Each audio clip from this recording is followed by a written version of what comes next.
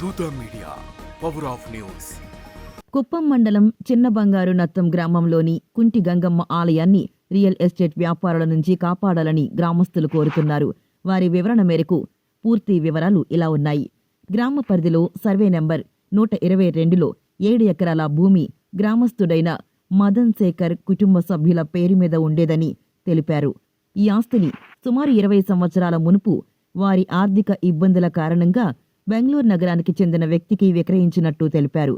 అయితే ఈ భూమి మధ్యలో అమ్మవారి ఆలయం ఉందని, ఈ ఆలయానికి సంబంధించి ప్రతి సంవత్సరం గ్రామస్తులు జాతర నిర్వహించడం, ఆలయంలో పూజలు నిర్వహించడం ఆనవాయితీగా వస్తున్న కారణంగా మదన్ శేఖర్ విక్రయించిన 7 ఎకరాల భూమిలో 30 సెంట్లు దేవాలయానికి విడిచిపెట్టాలని కోరామన్నారు.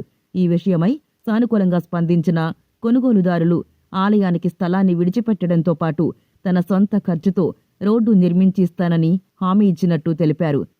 అయితే క్రమేపీ భూముల రేట్లు అమాంతం పెరిగిపోవడంతో రియల్ ఎస్టేట్ వ్యాపారులు ఈ భూమిపై కన్నేశారని, సైట్లు చేసి అమ్ముకుని సొమ్ము చేసుకోవడానికి పథకం పన్ని ప్రస్తుత భూ యజమాని నుంచి సదరు భూమిని కొనుగోలు చేసినట్టు చెబుతూ ఆ భూమిలో ఉన్న పురాతన ఆలయాన్ని కూలదోయడానికి ప్రయత్నాలు చేస్తున్నట్టు ఆవేదన వ్యక్తం చేశారు.